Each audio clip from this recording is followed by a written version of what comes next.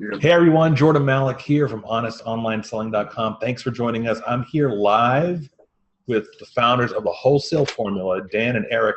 They're also very successful Amazon sellers. They did $7 million in sales. Did you guys ever think you'd be calling yourselves a $7 million Amazon sellers a couple years ago? Probably not. I mean, I definitely did, but I thought it was I knew it was gonna be tough dragging his dead weight behind me. Right. So I've watched your growth from you guys doing nothing but retail arbitrage and then growing into $7 million annually. And I'm really honored to have you here to talk about how you guys did it. Dan is on the left. It's Dan Metters. Eric Lambert is on the right. And you guys are probably one of the very few folks that I see give so much information away. Especially on wholesale, there's not a lot of folks that do what you guys do in terms of you've provided so much. I don't know if anybody has the link. You didn't get their free video series, and you can read that. jordanmalik.com/TWF1 will bring you to their free video series. And when people sign up for that, you're actually been sending them other stuff besides just the videos. So I've never seen any amount given away for free, and thank you very much because my readers and followers appreciate that.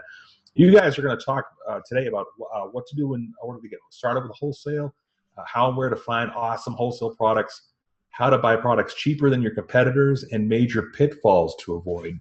And again, I really appreciate having you here, and you guys can take it away when you're ready. All right, yeah, it's great to be here, and it's that's the thing. I'm probably not going to say too much great about Dan over the next hour, maybe for the rest of as long as I know him. But providing content and sharing with people and genuinely helping people is something that he's very passionate about and clearly does very well. So I'm gonna go ahead and get that out of the way so that I can wash the taste out of my mouth now. But and then let him give you the backstory for us. So, like I said earlier, yeah, we've grown a lot over the past couple of years, and it's been tough carrying his dead weight around. But some of the things that really inspired us to get into wholesale was going through retail arbitrage and where we live in general, because honestly, it's very tough to do it full time in our area. There's just not a lot of retail opportunity. So we really wanted to isolate or find a way to bring our to be able to work at home. And you're getting very laughing because I was going to say isolate. No, I was looking at the chat. But and that's what it allowed us to do is the wholesale model effectively allowed us to start being able to work from home and seeing our families. So I'm definitely thankful for that. In terms of giving away material, we do try to do that a lot. And I think that because regardless of if people ever sign up for our course or not, I think it's great material and definitely gets them on the right foot. And hopefully they can see the same changes we saw. It's been magical in our lives. What do you guys think the biggest misconception is with people that see what you do and they say, "Oh, I want to emulate that, but I can't"? What do you think the biggest misconception is? Well, I mean, I think that I'll address one of them, and that's that when they hear the wholesale formula or wholesale in general, you have this preconceived notion of what that is. And we did too when we started. And that's not the case. I mean, I've been trying to come up with a better term to describe how we, scout and source products. Because when you think wholesale, you think trade shows and distributors, Google, searching for buying products wholesale or what have you. And that's just not, I mean, we've tried that, just had zero success doing it. And there are people that have done it. And if that's something you're interested in, you should, get in touch with them and maybe learn from them, because we don't do it that way. We go straight to manufacturers, and we target products that are already selling very well on Amazon, and then reach out that way. And so, that's one of the first conceived notions. They say, well, I'm in wholesale, so let me try. I'll Google search wholesale, go to a trade show, and there I am.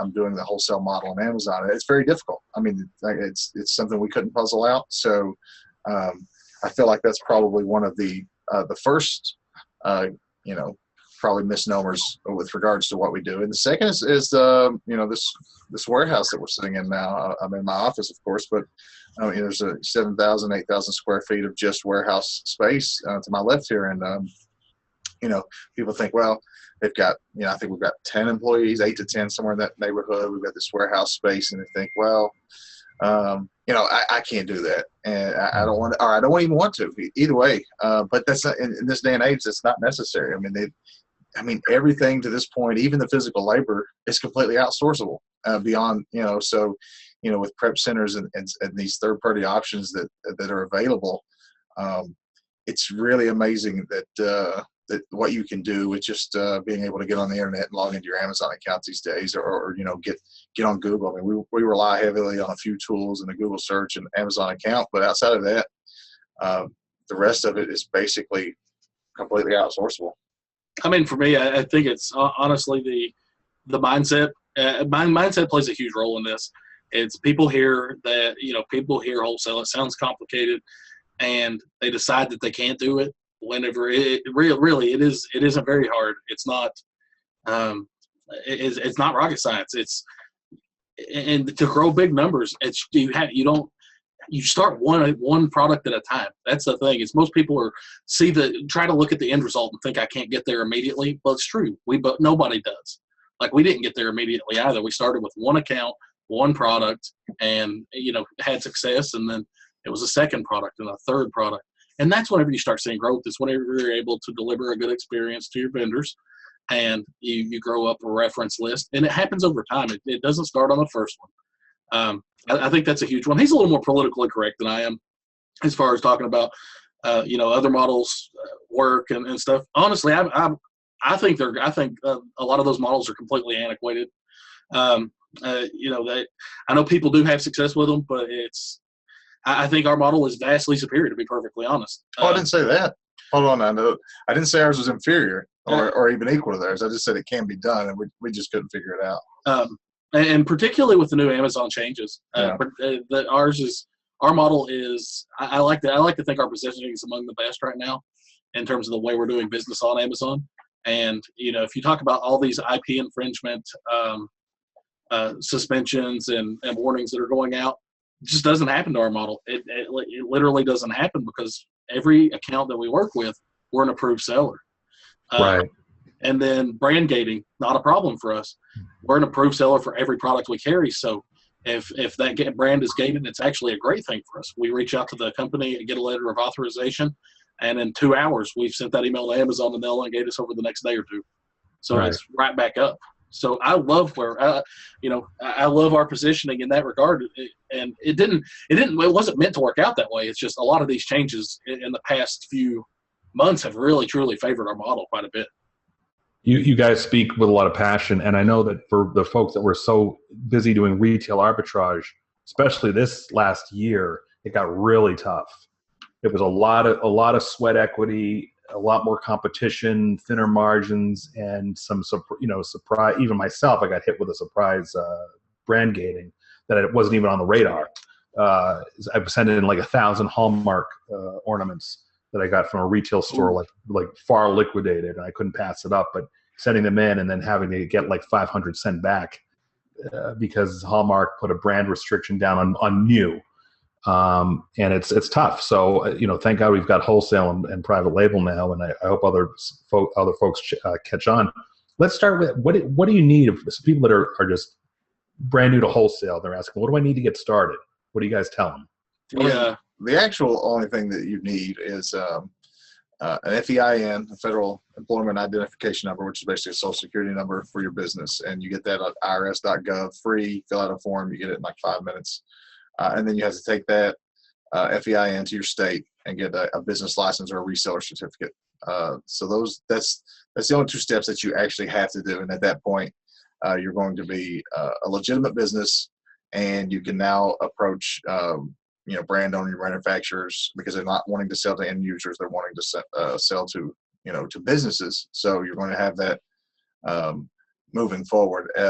But on a deeper level, not just having those things, you need to actually start thinking along those lines too. You need to start thinking like a business, not communicating with these people at my company's awesome at gmail.com. You need to get you a domain, get you something, a customized email set up a simple website. A website, it doesn't have to be much. It's another thing you can get outsourced for, $100 or something, but something that just has like a mission statement in terms of,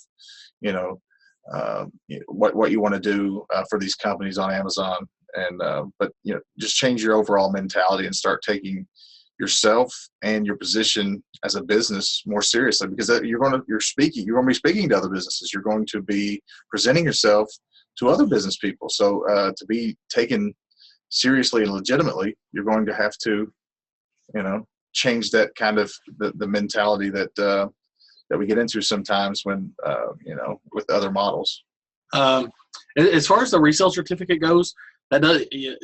Kyler mentioned that his state doesn't have that. I didn't know Arizona was in those states. I thought it was Oregon and it's Oregon, New Hampshire, Montana. I mean, if it is, by all means, you may not have to have one. But I've never heard of that one, so I would suspect you do. I would definitely recheck to see if you get a resale certificate. Talk to a CPA if you don't know what you're looking for. But some states don't actually have to have them. I know New Hampshire doesn't. I know Montana doesn't, and Oregon doesn't. They don't have a state sales tax, and in those you have to get your state's equivalent. So there's like a business license or certificate and stuff like that. There's the people in those states generally know what I'm talking about. Yeah, but like you said, you Google it and the result's going to be right there, and it's another form that you can fill out.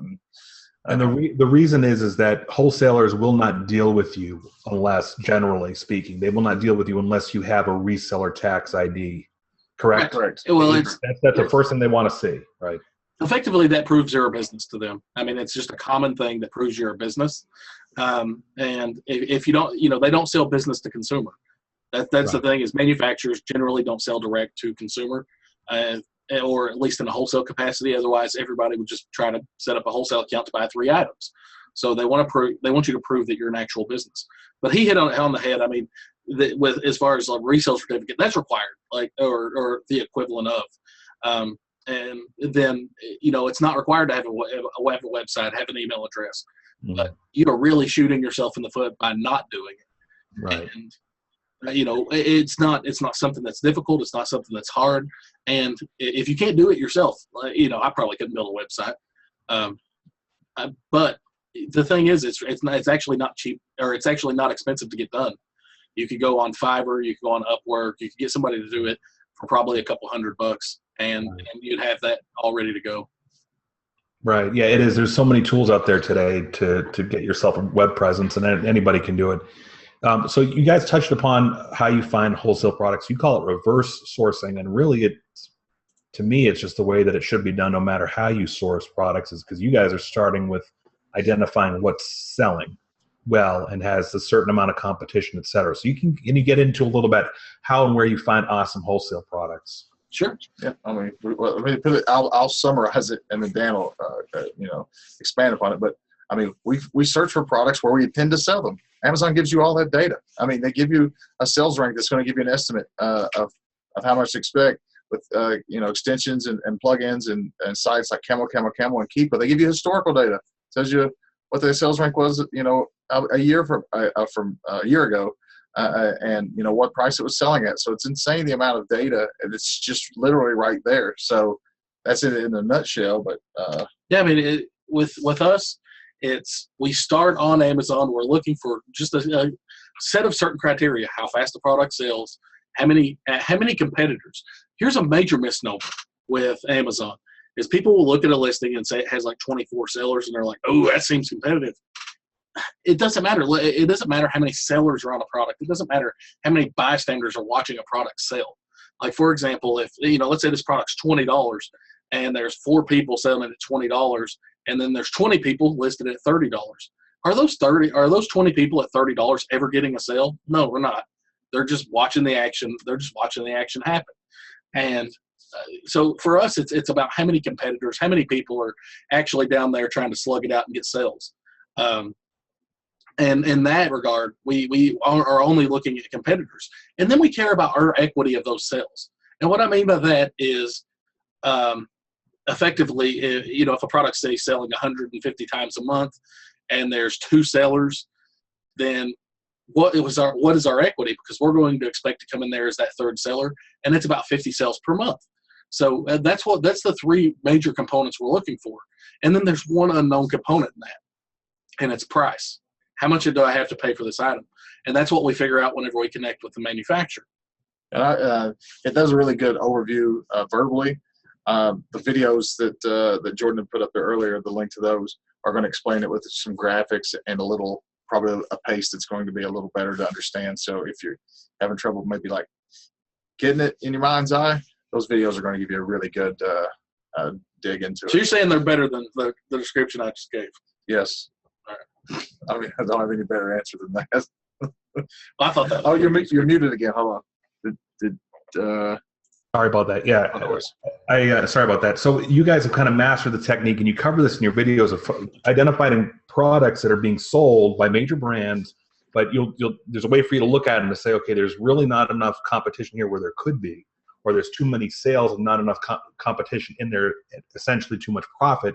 So we need to get in there and just be one of those folks that are churning through to capture some of that product, because it's a product that's underrepresented by sellers, really. Right. Or they're not doing it correctly, right? And you have, one of the I don't know if, just in case we don't touch this later, I wanted to address a lot of concerns. One of the initial things that RA sellers come up with is, well, what do you do about the race to the bottom? What do you do about the price going down? And I'm not going to say it doesn't happen. It certainly has happened to us in the past, but it's very, very rare and out of the ordinary. And it's because it's a very, stable model. Like, you've got the historical data to see that it's been selling at $28 forever, and it may be mapped. And then at the end, it also may be, it's because like Dan may be able to negotiate a little better deal than me, a little better of a price break, but it's not going to be any more than 5, maybe 10%. He's not going to be able to just gouge the price down and stay there and drive me out without losing significant money himself. It's not like, if I go to, my local Toys R Us and I've got this, product and I pay $30 for it, and we're going to sell it for $70, and you went and your Toys R Us got 50% off that clearance and you got it for $15. Well, you can afford to come way down much lower than I can and still realize a good profit. So that's usually how the race to the bottom happens. And you got to also understand is we target products that are turning over very fast. So, a lot of those race to the bottom situations are products either that have hundreds of sellers, or they don't, the sales ranks are only 50, 60K with only a handful of sellers, and people are jockeying position to get that one sell a day or that one sell every other day, versus ours, we're targeting products that are selling 3 times a day just for us.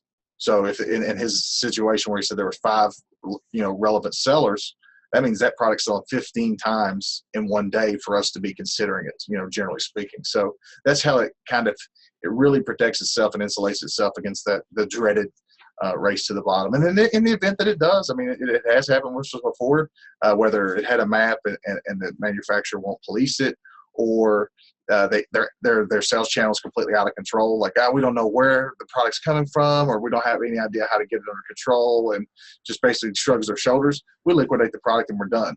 I mean, and that's that.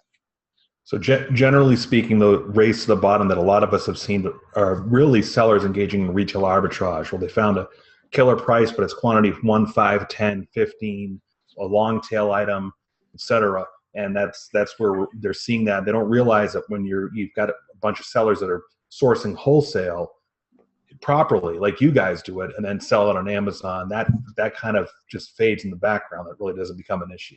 There's just a lot less variance.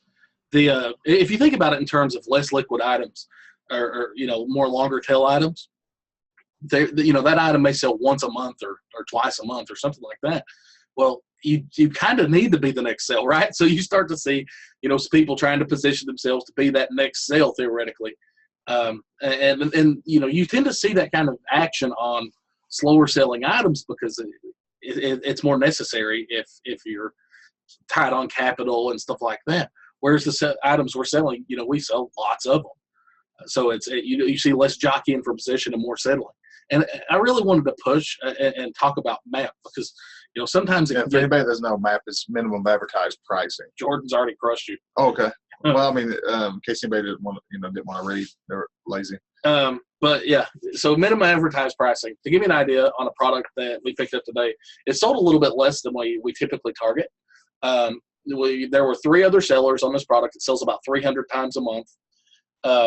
And it has a map at $49.95. So we're going to be the 4th seller, sell about 75 units a month. And currently, and we believe we can actually raise the sales because it had some core deficiencies that we can really address. But that product, it sells for $49.95. We're buying it for $24, and it brings back, after Amazon fees, about I think it's right at $39. So, but that's what a map product does. Is that, look at that? It's $14 times 75 sales a month. Like that product is by itself is literally going to profit, say, $900 a month. And it's protected. It's a lot. It's not quite as, it's not volatile at all. It was actually really hard to pick that account up, but we can talk about some of those strategies too in this webinar. Cool. So you guys start by identifying stuff that's selling on Amazon well, and then how do you go about trying to find the manufacturer, the brand? It doesn't, for us, it doesn't take a lot of rocket science because, I mean, this guy could have done it if it was hard. But we use Google a lot, to be honest with you. Like if you go to an Amazon page and you look, it'll tell you who makes the item or who owns that brand. We just Google that brand, and usually they'll have an email us or contact us, or sometimes they'll be real nice and they'll say like wholesale, and it's like, yep, that's the button I want to click. But if it's just an email us tab, we just send them a simple email that says we would like to carry their products. Much simpler than what people make it out to be, I'm sure. What do you guys do about buying cheaper than the competition? Obviously, this is the business of margins, right? So I know in the people starting out on Amazon would find a wholesale list online and they'd buy it at the claimed price without negotiating anything. So how do you guys do that to buy cheaper than your competition? Well, here's the one thing that most people don't are really afraid of, is they're afraid of asking for a discount. We're very aggressive about that. Like we realize, because like you said, it is the business of margin, right? So with wholesale, the volume of times that we sell things, that gets compounded multiple times in a month. It's not like I'm negotiating a one-time 5% margin on something. Like I'm negotiating 5% on 100 sales a month or more. And ideally that'll take place, for the next year. So, or longer. We've carried some products 18 months, but so it is very much you have to ask for this. You can't be afraid to ask for discounts, and give them reasons to do it. That's another thing, is we develop great relationships with our manufacturers. So it's not like we come in and we're just like, give us a discount. We're focusing on the relationship side and trying to develop, trying to help them develop their sales channel and increase their sales on Amazon. Whenever you come at it from that serve first approach, this is how we can help you. We've identified some problems. This is what we think we can do, and kind of the results we would expect to see. They're a lot more open to working with you, because you can tell them, like, I would love to work with you on this, but right now I don't have the margin. Like I would love to do it, but I don't have the margin to be able to do it. Can you work with me and say, could I be getting this product around here? And a lot more flexible. Yeah. Well, I was going to tell you, Tyler said something that you'll love and then probably use again, but he said closed mouths don't get fed. First off, I'm stealing it, Tyler. I apologize now. I thought you would. I'm definitely stealing it. Good job, man. That's an awesome quote. Yeah, I like that one. Oh, muted again. No, that's me. Sorry, I muted myself. So that's pretty interesting. And you know what? Another interesting thing that I've seen is that there's with the flood of Amazon sellers, there's so many folks out there that are selling on Amazon that don't even know how to have a simple, basic conversation, right? So everybody that's on this webinar is a little bit different. They've been probably well educated, or at least a high school education. But you got a lot of sellers out there that are just calling up the manufacturers and the brands. And like you said, give me a good deal, and nobody's having just a simple, treating them like equals, having a simple question and answer session with them, right? That happens. I would take. That's the thing. If you're focusing on that relationship, you want to work with them, right? They can see that you want to work with them. They can see that you want to help them, and they can see how it's advantageous to be able to give you that discount. Like, we're not unreasonable. I'm not like literally trying to make them sell me everything at a loss. I just want to be able to be competitive, and I want to feel like I need to know that my pricing is not getting beat, because I will work hard for that margin. Like, I'll try my best to improve their brand and increase their sales. So we need to, that's what we're trying to focus on. And I'm going to give you a little pro tip here that kind of interweaves with the question, half the question Tyler asked earlier about what's your best category for a newcomer to look at. And it's, when you're first approaching it, I mean, it's difficult talking to someone on the phone. No, I mean, it's just a thing that takes some practice, some getting used to, and you'll get better over time. But if you start with a category or a niche or a market that you understand, have some experience with, or are passionate about, you're going to have that common ground to make the conversation flow. So it's going to be a little awkward at first. It's a little, it's something new. It's just like anything else. But if you have something that you guys are speaking the same language, or at least, you don't necessarily have to know exactly about their product. If you know about, like I said, the genre, or, just the entire type of category, it's going to, just serve you very well. Because, I mean, most people don't have a problem talking. Like, I mean, and somebody even asked if I'm a Cats fan. We're from Kentucky. So, and I got a UK shirt on. So, if I talk to somebody, a supplier in the South, we may talk about SEC sports, or anything like this. It's just whatever, to help, get the conversation going, get it comfortable, develop a rapport. So that would be my tip or recommendation for a category to start with, because they're all good. I mean, at this point, we sell in just about everyone except DVD, and we've had success in all of them. But now we're at the point where we can approach any category, any manufacturer with confidence and things like this that we've garnered over time. But starting out, if you'll get something that you're going to have common ground, or some sort of with some rapport with those people, I think you'll have much enjoy success sooner. So you would start out and say hunting. Yeah, the same as you would start out with hair care or me and Jordan are both hair care experts. Yeah, so you guys probably shouldn't start reaching out, in that industry. But yeah, because it's probably been a few years since you guys used any shampoo. Well, me and Eric are both from the South. The only hunting I do is in the supermarket, in the fridge. You guys are crazy. So that's interesting. What is the response? The first response when you start talking with the manufacturer brand, and you say, "Hey, do you say up front, I'm an Amazon seller"? Are you up front with that? And what's generally speaking, what's their first reaction, or is it like across the board? We used to operate more on like a don't ask, don't tell policy. Like, if they didn't ask us, we didn't tell them. If they did, we would tell them. Now we're really upfront about it, and I think you have to be with the direction Amazon's heading. It's more imperative than ever. Right. Like, yeah, I think it's necessary to be on their good side, so to speak, to be an approved, like truly approved seller. Like, I want them to know who I am on Amazon now, because I really feel like it's advantageous for me at this point. But yeah, and I would highly advise that going forward, because I really do think building your relationship based on that is very it's very important. It's a long game. I mean, the thing is otherwise you're kind of treating like RA, which is like, okay, well, I'm just going to sell this product for as long as I can until I get caught, until you get brand gated and have to go to them and tell them, hey, I need a letter saying that I'm an authorized seller on Amazon. Well, you're not an authorized seller on Amazon, so why would I give that to you? You never told me that. Or they find out on their own, because good manufacturers police their Amazon listings. I mean, they look and see if maps being taken advantage of, or sellers that they don't know to be authorized on that channel selling on there. So it's just a matter of time. And in that situation, you're not even treating it like a real business, because a real business, you need to forecast cash flow, forecast orders, and you can't do that not knowing if you're going to be able to reorder the product because you got caught. So it's a little, it does make it to a situation. It's a kind of a change in mentality that we used to have, probably 2 years ago doing this year and a half. But I feel like for the long game, it's important, very important. You're muted.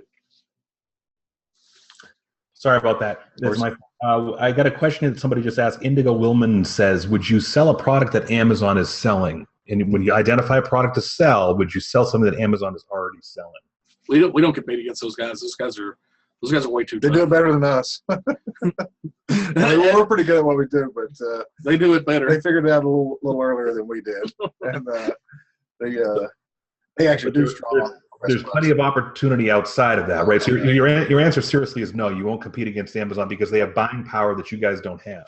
Right. Well, it's that, and they're honestly, it's even if it's not just buying power, which obviously it is, but it's the buy box doesn't work the same way. Like if I'm selling let's say I won't even sell map products with them because the buy box doesn't rotate the same way. It's very hard to predict the amount of times you're going to be able to sell that product. Whereas Amazon may keep it 100% of the time. They may share 5% of the time, but nothing is consistent. We've not found a single thing that is consistent with the way they share the buy box and the algorithm. So rather than try to gamble and do that, we just go for more sure bets with products that aren't carried by them. And how wide is that opportunity if you had to guess?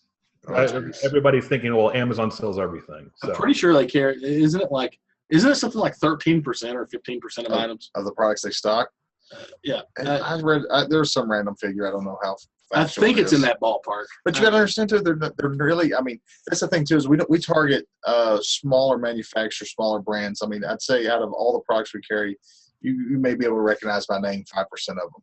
I mean, we work with people that want to work, that we can actually bring value to, that we can help, affect their business, help increase their sales. That's something that they're, excited about or that they'll notice. I mean, I approach General Mills.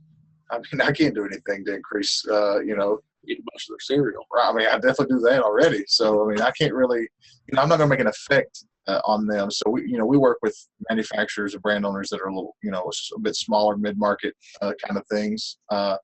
And so we have much better success doing that. And Amazon's going to be, they're going to carry most of your major manufacturer brands and major brands. And so we don't run into them too often anyway. And here's another fun fact. About 50% of the businesses that we currently do business with and buy from have sold to Amazon in the past and don't want to do it. Yeah, they always have a terrible experience. It's dreadful. It's very difficult to sell to Amazon retail. It's very hard to work with them.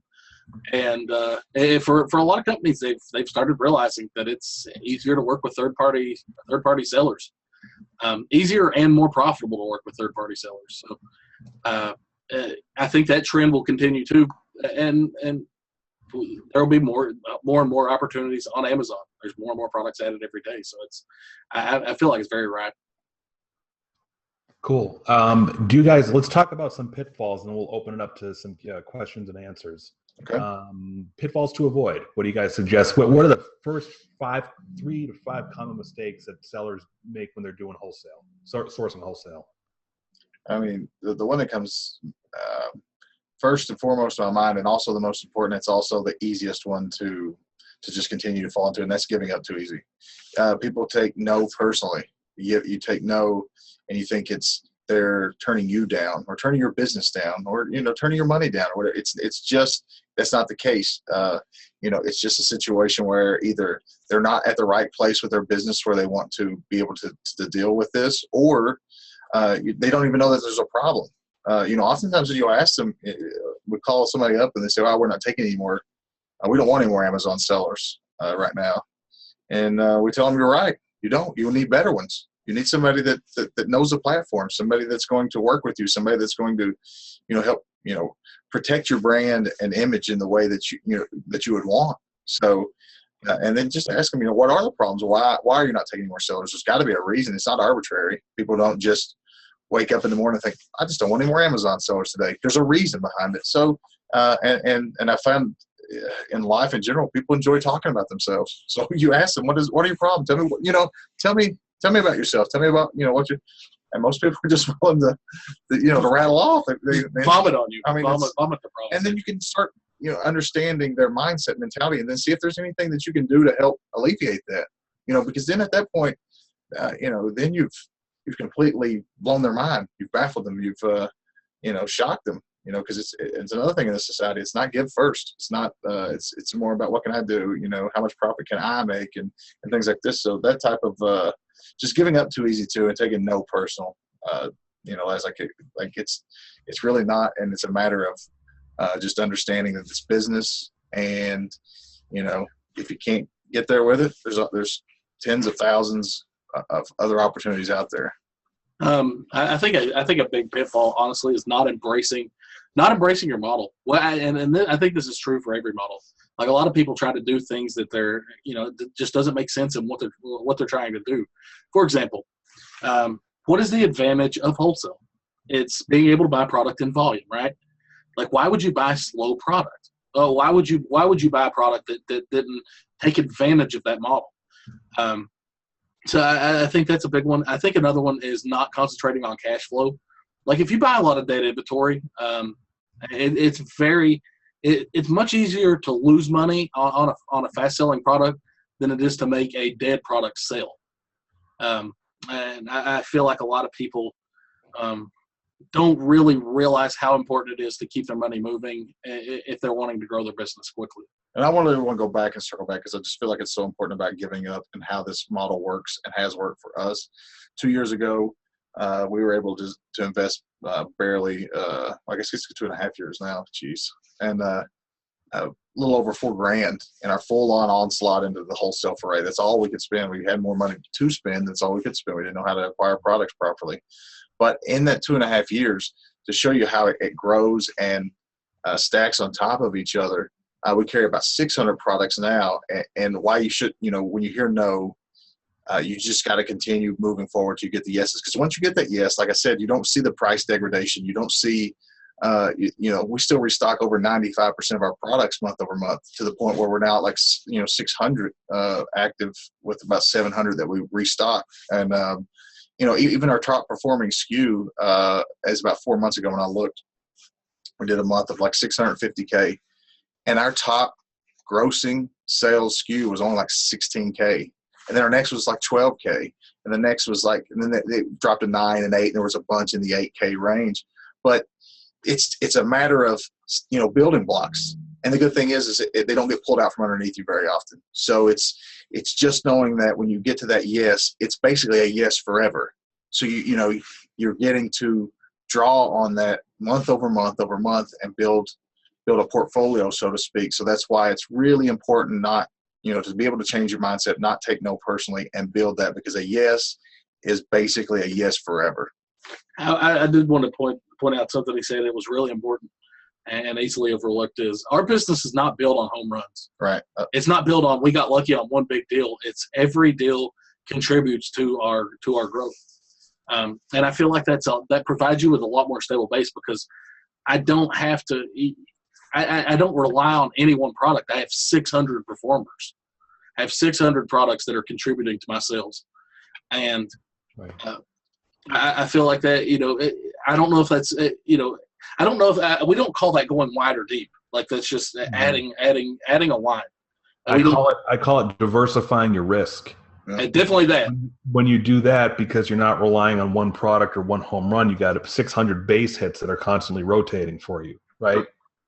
Yeah, that's exactly right. Excellent. Let's answer a question. If people want to start posting their questions in the Q&A box, please go ahead. I've got one here from an anonymous attendee. He or she says, "Thanks for being so transparent, Dan and Eric, and generous with your knowledge you share.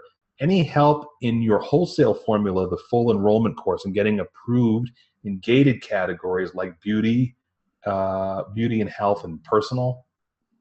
Well, I'll tell you the funny thing. You wouldn't even need our course to get ungated. You just need to do wholesale. Like, the trick to getting ungated is Amazon wants to see 3 wholesale invoices. They want to see specifically invoices. Now, don't get this confused like a buying club or something like that, like Sam's or BJ's or Costco.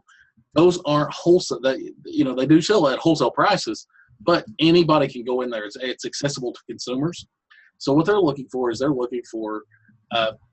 businesses that only sell to businesses in a wholesale capacity. They want you to have 3 invoices at commercial quantity. And that's, for what it's worth, we've seen most commonly, and commercial quantity being about 30 units of a product.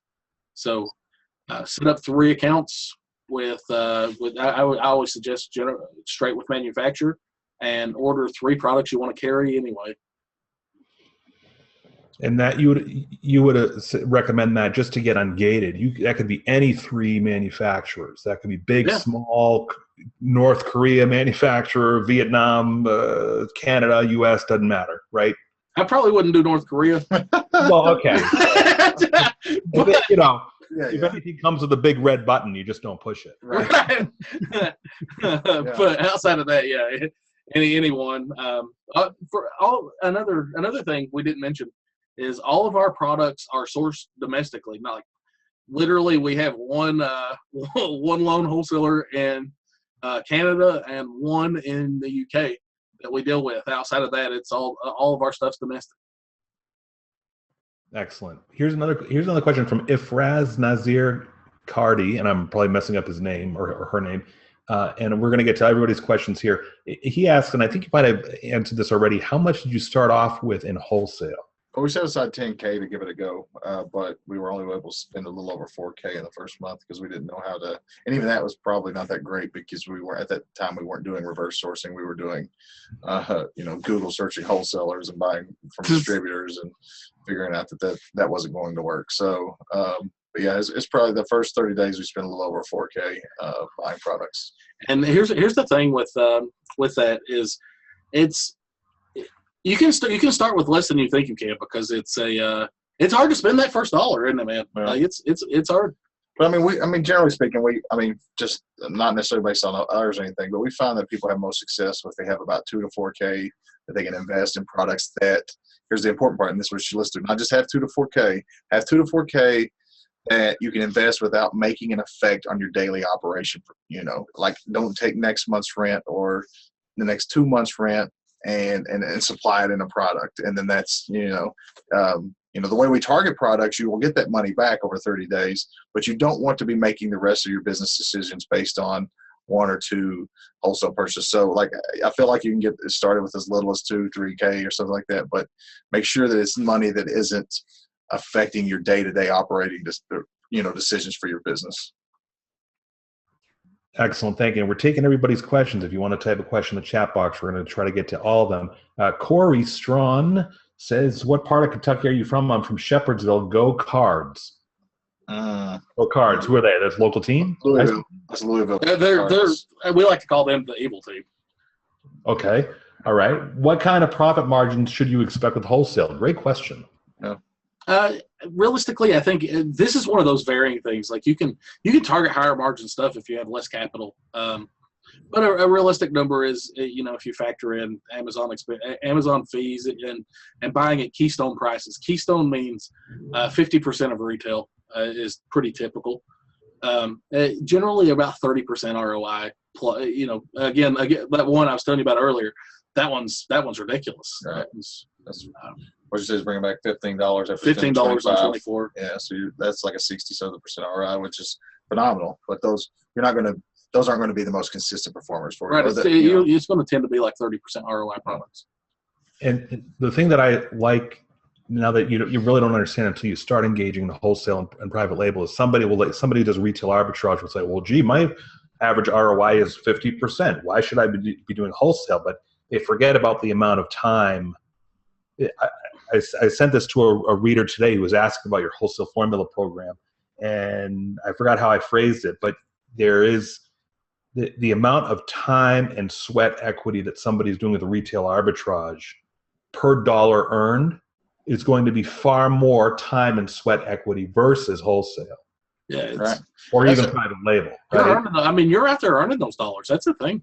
And it's got to be higher because there's a lot more variance. Yeah, and that's the thing is comparing my, my profit, month one versus month one, even this taking this sweat equity out of the equation, sure, that RA looks a lot better, but I'm still reordering that product in 6 months, and now you having to find another source for that same income that I've already. My sweat equity was a long time ago, typing around on the computer, and that's well done and over with, and I'm continuing to take returns on that, ad nauseum. Letha has a great question, really good question. Are there examples? You guys talked earlier about the ideal thing is set yourself up as look like a real business, have Jordan at jordanmalik.com, and have a website, a simple one-page website with your value proposition that shows that you're an official business contacting these wholesale, contacting manufacturers or brands. are there examples of websites out there that people could look at to say, oh, gee, I could kind of look like that easily, right? I want to get yes, but I do want to give a word of caution here. Like when you go to these websites, bear in mind that these are big companies. Like yours doesn't have to be that. You're not going to be claiming to be $100 million Amazon seller. So, so they're a little more sophisticated than what you need. But it gives you the idea. It should put you in the mindset of some of the things that you can try to emulate. And number one would be probably netrush.com. They're a great Amazon seller, do about $100 million a year. big-fly.com is another great one. Avalancheind.com. Those are three good enough that you'll get to see. And etails.com is another great one. Yeah, that one's one that's been really popular because it recently sold for $75 million. Really? Yeah. Wow. Okay. Well, I didn't know that. Yeah. So these are actual Amazon sellers that have, as per you guys have instructed, they're not necessarily your customers, but this is the strategy that you recommend is make yourself look official. You want to be a real business. You want to source wholesale products, make yourself look the role, put up a simple website. You don't have to get all fancy. It doesn't have to be right. Like it doesn't have to be an e-commerce site, but it doesn't have to be a Shopify with a full-on checkout or anything like that nature. Because none of those are, right? Those are like mission statement sites. And so everybody's thinking, oh, I got to have a shopping cart, and that's not the case, right? Okay, we did cool. that, and I'm pretty sure we may have even let our domain lapse from when we've done it, and just, we don't direct people there anymore, even if it is still up. I don't even know. Because you built your reputation, you don't need it anymore. I mean, we found it to be extraneous. It really didn't. It's more confusing. Like you're contacting them and being like, "Hey, I'm a online retailer selling on our set. I'm selling on my website and all this other stuff." And it's, well, how much sales do you do on your website? Well, then you got to lie. Right. You either lie or you tell them, very, very little. And it's not what you want to represent. I mean,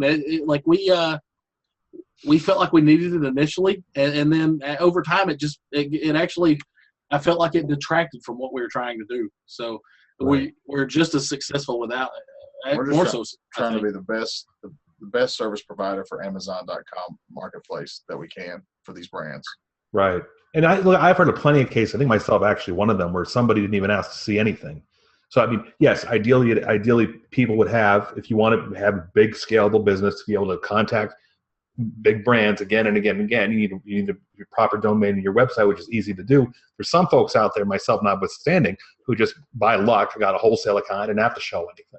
And now I'm on a roll. You know what I mean? Right. We got great questions coming in. Do you think wholesale is better than private label? Dan, I know what your answer is on that. I do. And here's the logic. I think private labels is the second best model, to be honest with you. I mean, the upside's really high, but so is the risk. There's just more risk with private label due to there's a lot of moving parts. Right. Like you got to, and it's harder to scale private label in my opinion because there's more skill intensive positions. It's like you got to have somebody that's good at packaging design. You got to have somebody that's good at logistics to handle importing. You got to have somebody that's good at product research. Like whereas our stuff is very simple. I mean, like ours is literally checklists. So that's honestly, me and Eric don't really do very much in our Amazon business. We don't have to because our employees can follow a checklist and grow our business. And so that's why I think it is.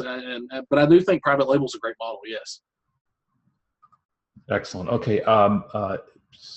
Indigo Willman says, when you place your first order, that's a good question. How many do you order? Is there a way to test the product first before ordering a large quantity? I guess you kind of, in your research, you've kind of already tested the fact that it sells, correct? Right. I mean, like I said, it's real steady. The products that we have you focused in those videos, it explains it, but we're targeting products that have a sales history, a consistent sales history over the time. And with some of the tools out there, you can estimate how many total times it's going to sell each month, which then you can extrapolate how many times you're going to sell it. So we order, and once we know that, we order a 30-day supply. So it's going to be, and we generally target products that are 90 units a month. So our first order is usually going to be in the 90 unit range for a 30-day supply. Here's something I would try to impress upon people to stop doing is stop thinking of units as deep.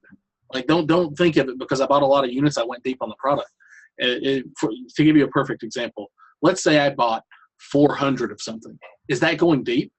And it's like most people be like, yeah, that's deep. But what if that product sells 4,000 times a month? Like I could sell 4,000 units of that product a month. Like literally, that's just way too little. I ordered way too little of that product.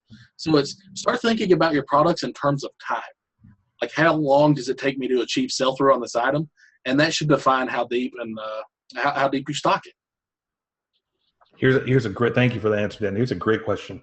Katrina Manley says, what is your approval percentage? And your guys' approval percentage is going to be much higher than, say, somebody starting out. So maybe the answer is for somebody starting out, in your experience, what is the average approval percentage when contacting vendors? Example, for every 10 vendors contacted, it seems to be getting harder to get approved for wholesale accounts and vendors. I don't think so. Spoiler alert, you're going to get more no's and yeses. Even we do. Well, I mean, here's the thing is we're very, very good at this now. We're very good at this. We have a lot of vendors who will talk very positively about us and how and the experiences they've had with us, and we still get turned down about 70% of the time. Right, but like I said, it's a long-term game. It's something you know that when you get that yes, that is basically a yes every month, forever. So, and that's how we're able to build and here's the thing: imagine every Amazon seller contacting every vendor, and every vendor saying yes to all of them. Why would they say yes? They probably have before this wave of Amazon sellers. They probably had said yes too many times. And then too many folks that are far below the professional level of the folks that are on this call or for you guys have been calling and not acting professional, saying, what's MAP? What's that? Why do I have to do that? And not acting professional. No wonder many of them are saying no now. That's why it's important for you to, as you guys say, establish yourself as a business, be credible, talk to them like human beings, and the battle's already 90% over.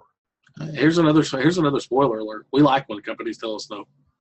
Like I've heard that. I love no, because it means that whenever I do convert them, it's going to be a good account for a really long time. Like I don't like being told yes anymore. Straight away.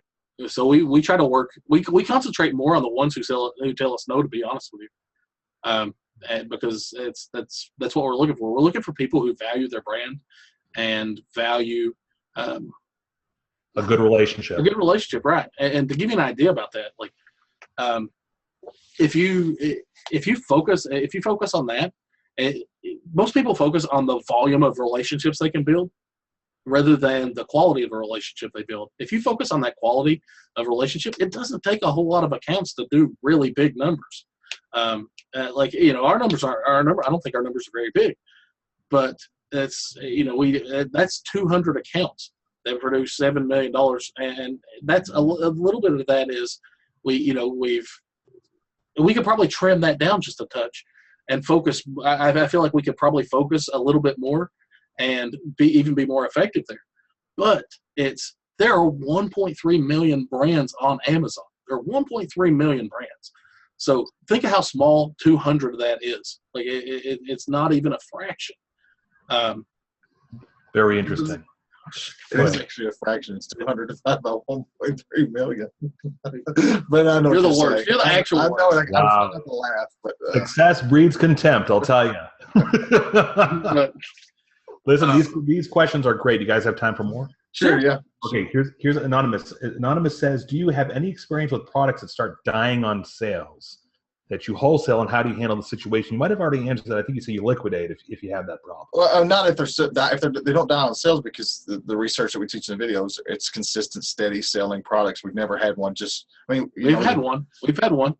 It was really awkward. It was who knew that popcorn's a seasonal product. Oh, yeah. And we just didn't do a proper research. Like here's the thing: is if you're straight away out historically, right? That was on us. Right, that was our fault. Yeah, the information was there. That was just a boneheaded move by somebody. Okay. No, I mean, we target products that are consistent, so that doesn't happen. But in the event that the liquidation comes in, if Amazon comes on it, or that they're not going to protect their map, or we're just not going to reorder this product anymore, then yeah. Very good, excellent. Do you do marketing or blogging to drive traffic to your Amazon listing? We will. We do have a Facebook page that's dedicated to our Amazon company. And we post things and products there occasionally. But yeah, so yes, we will. Not necessary though. It's Again, not necessary, No. right? But that's honestly more for the benefit of the manufacturer. Like I don't think that's necessarily a net positive for us. That seems like a really strong. That's a niche kind of thing that we might be able to explore, but that's strong for private label. But if you actually have that kind of ability and skill, that's something that a manufacturer might value. Here's another great question from Leonel. What do you guys do if Amazon jumps in after you guys start selling an item? Has that happened? It's happened 3 times in 2 years. No, it's rare, but it has happened. And one of those times we contacted, first thing you do is contact your manufacturer and find out what caused that. One of those times they were like, hey man, we don't actually have any idea how they got the product. No idea. We're looking into it. And they ended up finding out it was one of the distributors that sold to Amazon. They found out how much they had and told everybody, and we're like, hey, just relax. As soon as they sell out, it's not going to happen again. It's definitely a mistake. So we let that one ride through. The other 2 were like, yeah, we decided we were going to start selling to Amazon. And yeah, we'll just, at that point, we liquidate. My relationship is done with them at that point, so I'll liquidate the product and just never reorder it. So it's really too rare to be super concerned about. Right. It's a corner case for certain. Okay. Excellent. Mustafa, I asked this earlier, but maybe it was missed. When contacting the company, the idea is that we will help them by selling on Amazon, but they have sellers on Amazon. So what do they bring to the table? What am I missing? And you guguys, you have to be more awesome. Well, let me just go ahead and give you a pretty good analogy that Dan made one time that I really like. It's so you go to this listing, you see, you've sourced your product that you want to carry, and there's 4 or 5 listers they have there selling, and it's got 1 image, and that's it.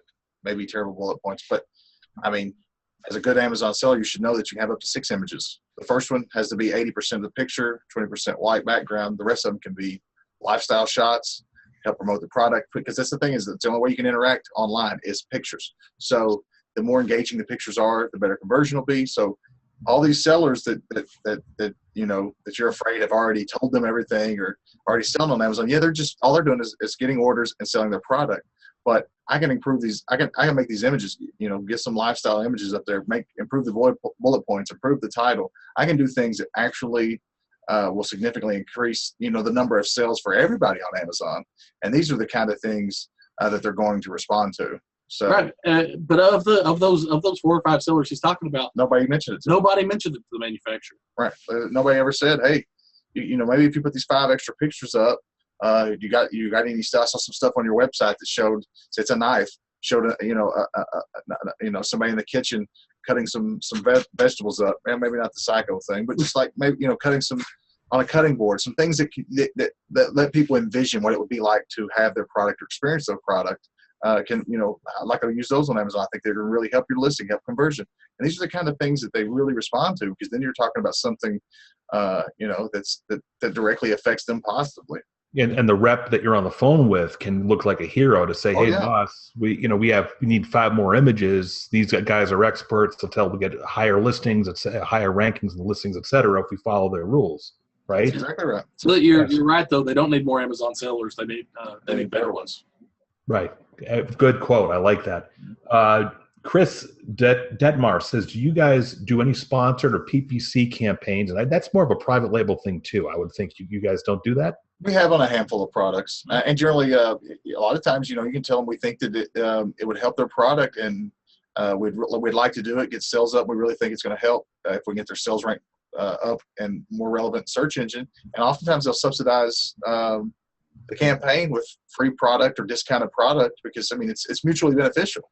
It's like, hey, okay, I understand. You've proven yourself as an expert on Amazon, and you're telling me that you think that's going to improve overall conversions. Then they will give you 150 units free to help subsidize that cost that we're going to have to pay. So yeah, it's certainly something we've incorporated in the past.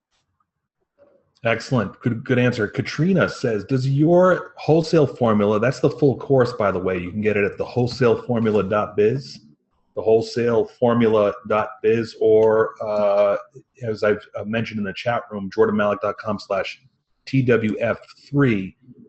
Katrina says, does your wholesale formula full enrollment include virtual assistant training if we decide to outsource our sourcing tasks and contacting vendors? Great question. It doesn't have virtual assistant training. We train you to train your virtual assistant because honestly, our virtual assistant team actually does different stuff than a lot of the people in our course who have a virtual assistant team.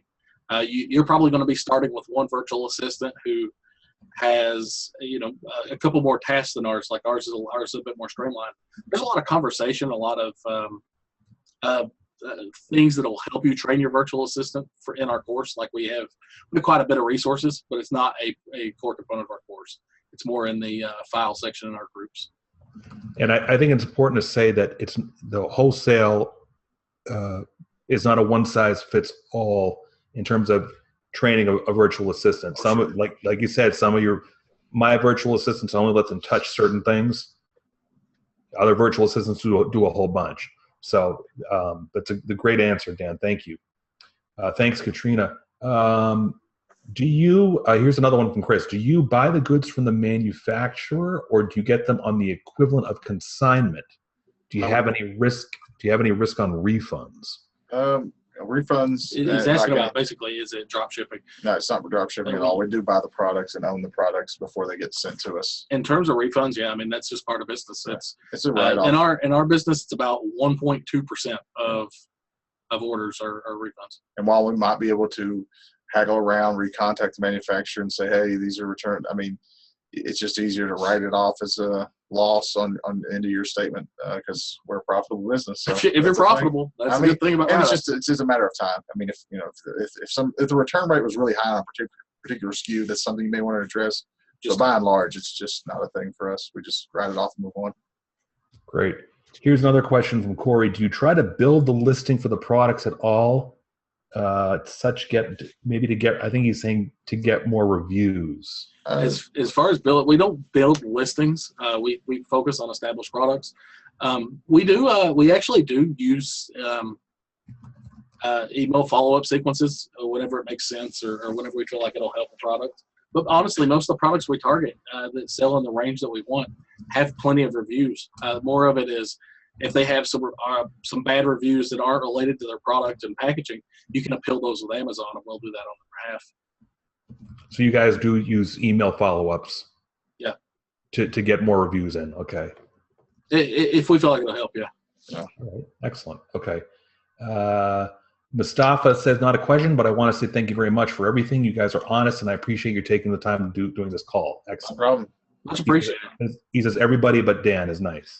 Nice. Yeah. Sounds accurate. Okay. Here's another question. Katrina Manley says, you mentioned you can help the vendor by improving pictures and listing content, but how do we do that if we don't own or don't create the listing? Great question. I actually don't know where this myth got perpetrated, like that you can't change a listing. It is completely a myth. Well, no, it's not a myth because I'm assuming if she's saying she's tried it, because I know when our account wasn't as robust as it is now, I would go into edit details, make a change. It wouldn't change anything. Hit save, didn't change anything. I know, but I'm saying it's not a myth. Now we have a pretty strong metric seller account, so a lot of the changes I put in are going to go through on my own accord. But no matter how small or larger account is, you can always open a case with Seller Central. They've actually got it really streamlined these days in terms of drop. I've always done it that way. Yeah, I mean, and back in the day, man, when I used to do it, was just miserable. But now it's really easy. So they'll say, what do you want to change on this listing? It's drop down menu, you pick it. Why do you want to make this change? Brief description. What are your sources quoted? Why, what is the relevant information, or where are you getting this data that says that we need to implement this change? And usually it'll be the manufacturer's website. Hey, here's a link to the manufacturer's website that says that, this product description is much better than this. And then Seller Central wraps it up for you. I mean, they obviously have the override button on every account. So they make the change and there it is. So you can do it that way, starting out first, go in, edit details to the product to try it and save changes, but it's not going to be, you may or may not be successful, but opening Seller Central these days, they make it so easy. And as long as you have sources to show citations why you wanted to make the changes and why if it's not if the change you're wanting to make is not on their website, get a letter from the manufacturer. I promise you they'll change it. Yeah, it's Amazon wants a clean catalog. They want a catalog that customers can resonate with, respond with. So they just want to make sure that just anybody's just not out there making ridiculous changes to listings. So that's really all it is. They want the customer experience to be as good as possible.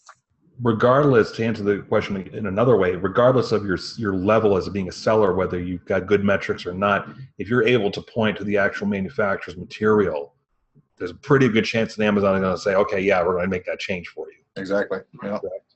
Exactly. Does anybody have any further questions for Dan and Eric, who are generously donating their time today? Now's the time to ask. I know Chris said, why don't we source from wholesale from Chinese manufacturers? I mean, we just don't have any brand owners that are based in China. I mean, if you're talking about Chinese manufacturers instead of like Alibaba and doing private label stuff, we just don't do private label. But it's all of our manufacturers the products that have demand on Amazon currently, or the majority that we've found, are based in the United States. And here's a fun thing. I mean, I definitely want to touch on this because it could save your Amazon seller account. So I think it's important. If you're purchasing a branded product, you do need to purchase it from the brand. You don't need to go to the factory it was made. For example, if you buy Nike shoes on Alibaba, I promise you they're counterfeit. Even if it's the same factory that operates and makes them for Nike, it is 100% counterfeit. A lot of nasty things can happen. If you want to purchase a product, go to the brand, and they'll tell you where to purchase it. It'll either be from them, or they'll authorize you. They may authorize you to order the product from China if you're doing like a direct import or something like that. But make sure you have that authorization in place, so you don't get snagged for counterfeiting and doing something potentially illegal. So everybody that's watching and listening, please know the difference. You've been hearing a lot about wholesale versus private label. Dan and Eric are experts in wholesale. They're buying products that are already listed on Amazon. There's already a product listing on Amazon, and they are buying the products direct from the brand or the manufacturer and listing among other sellers. But they're listing, and they've got a formula worked out where they can be profitable doing it and have cash flow and nice ROIs, etc. Private label is where you're creating your own item, labeling your own item, or having it created. You're the sole seller on Amazon. You've got to get a product page created, and a lot of traffic and work you've got to do from scratch. There's pluses and minuses to both models, but these guys that you're looking at right now, they don't touch private label. This is wholesale, and it's a business, more or less, it's kind of been very understood from the Amazon seller perspective on exactly how to do it correctly. These guys have figured it out. I posted a typo before in the chat box. That is the correct one. If you want to get the whole formula, or even if you just want to download the free video series, please go to the wholesaleformula.biz, or this link will send you the same one. It's jordanmalik.com/TWF3. You can enroll, scroll down, jordanmalik.com, jordanmalik.com TWF3, or the wholesaleformula.biz. You can enroll in the full, and this closes Thursday night, right, guys? Enrollment in the 26th program. Yep. Definitely hold it up again so they can see it on the replay, Jordan. Yeah, I'm typing too much. So, okay, to get the entire wholesale formula, go to jordanmalik.com/TWF3 or the wholesaleformula.biz. If you guys want to see bonuses that I'm providing purchasers of the wholesale formula, you can go to jordanmalik.com/wholesaleformula. You can see the bonuses I provide there. If you guys are just interested in watching the free video series, is actually we won't get mad at you. Huh? And we won't get mad at them if they just want to watch the free series. Go do it. jordanmalik.com/TWF without the one at the end. TWF. jordanmalik.com/TWF is the full video series. Are there any more questions you folks want to ask? Do we have any more Q&A? Oh, here's 3 more. Good. Chris says, do you call on manufacturers who are already selling on Amazon, especially if you know they're not doing a good job? This is one where I think it's a bit more skill intensive. I probably wouldn't do it my first time. That wouldn't be the ones I would target initially, because it's a lot of it is they're trying to be a retailer too, and I feel like you need a more compelling set of evidence to show them that you can really help them. So I wouldn't do it initially, but yes, we ultimately do definitely do it with some manufacturers. Excellent. Are all your products under one Amazon store or one Amazon seller account? Another great question. God, I wish. Yeah, unfortunately, we have two. One is we're trying to let die completely out, but no, we do have two, but wish we had one. Yeah, I mean, it's been a process of trying to kill that one off, but it also, I mean, it came about when we were kind of like wasn't sure if this little experiment was going to work, so we wanted to be able to not to affect our RA account, and you know so we could just cut it off and be done with it without having to worry about it too much. But aren't you guys a little worried about, for whatever fluke reason, Amazon decides one day for a mistake or whatever, they shut you guys down? I mean, we have leather. We contact them before we ever did it. We didn't just open it. Amazon knows. I mean, that's the thing is that Amazon knows about both of our accounts. Yeah, we contact them because we wanted to build a website. Another thing, we had a plausible cause because we have an old seller account, and now the Amazon web store in general is just defunct. But between them, they'd switched between seller accounts. Our new one had the platform you had to be able to have an Amazon web store. Our original one couldn't, so we couldn't transfer all of our products over. We had to start from new, and so that's the reason we ended up opening the second one anyway, because we did that web store that we integrated with that I told you. We needed to have Amazon web store capability. The original account didn't, so we opened it up under the new platform, and now Amazon web store is completely gone anyway. Having two accounts, the people that are listening, if you ever want to open up a second Amazon account, make sure you contact Amazon seller support first. Ask them permission so you can get a paper trail authorizing you to do it. But guys, my question was a little different. What happens if Amazon decides to shut you down? This rarely happens, and you guys have the reputation where you can remedy from that. But let's just say you have one Amazon seller account. Let's pretend for a minute, and then some customer falsely claims you sold them counterfeit toothpaste, and Amazon shuts you down. A, has that happened? B, do you have a plan in place?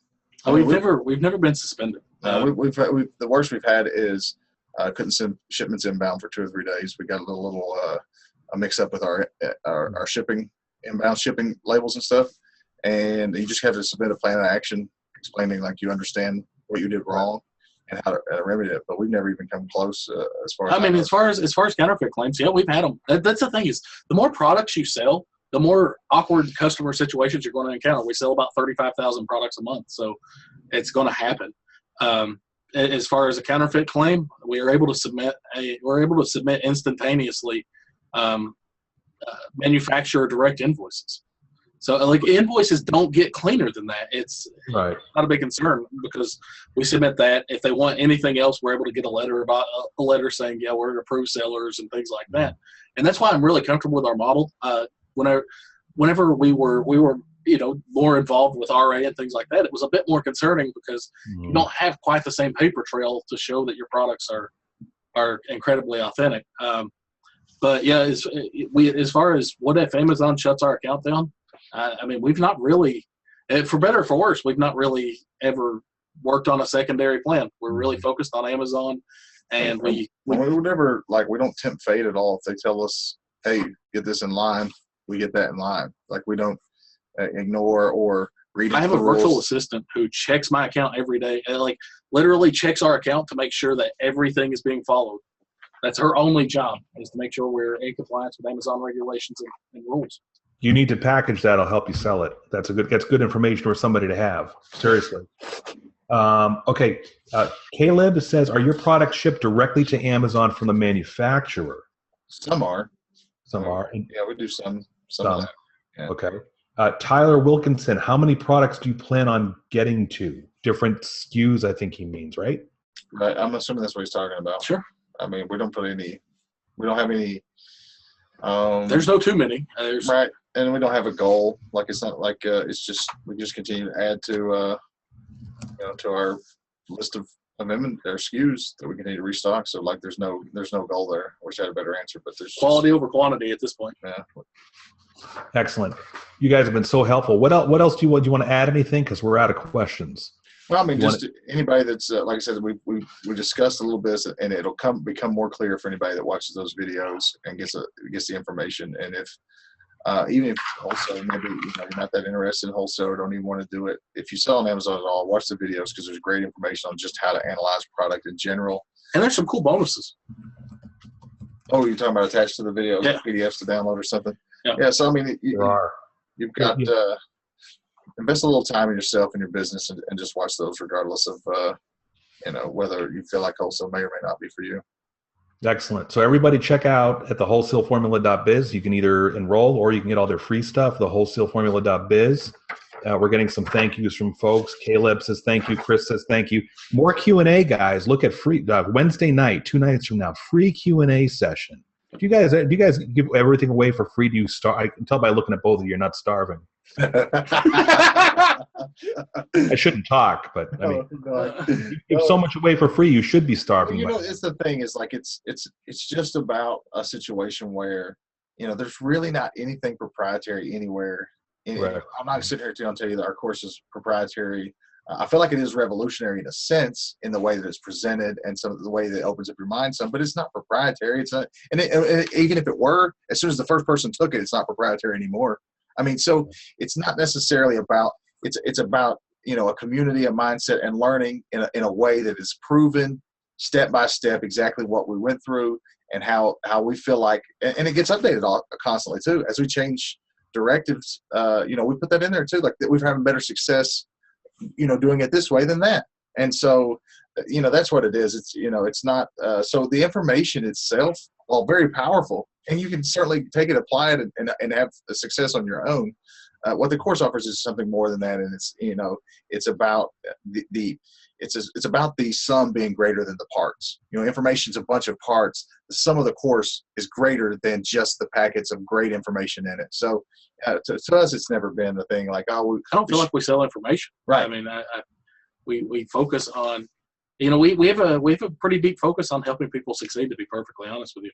I've taken your full wholesale formula, and you guys are the only ones that I think I know of that have taken your entire business, every aspect of your entire business, not just how to source wholesale and how to sell it on Amazon. Right. You've taken your whole business from how to hire people, how to manage your office, what to do for warehousing, right? How to create your own website, et cetera. You've taken the whole business and put it in a blueprint for people. Yeah, bro. And that's just, some people just do one segment, and the price is relative. They'll pay $300 to learn how to do steps 7 through 14, where you guys have provided steps 1 to 100. Yeah, and you can do whatever you want to with it and scale it to whatever level, like all the way up and beyond what even we're doing now. So it's like it's literally, exactly what we have done and experienced in our growth in wholesale. Excellent. So thank you, guys. Anybody wants to continue tomorrow? 2 nights from now. 2 nights from now are bit.ly/final wholesale. Okay, more Q&A, final wholesale. Definitely check that out, and check out those videos and come and ask some awesome questions. Yeah, there you are.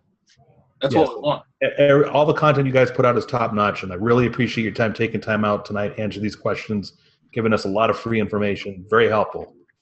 All right, thanks, Jordan. Much appreciated being on with Jordan. Everybody have a good evening. Thank you, everybody, for attending. Appreciate it. Thank you. See ya.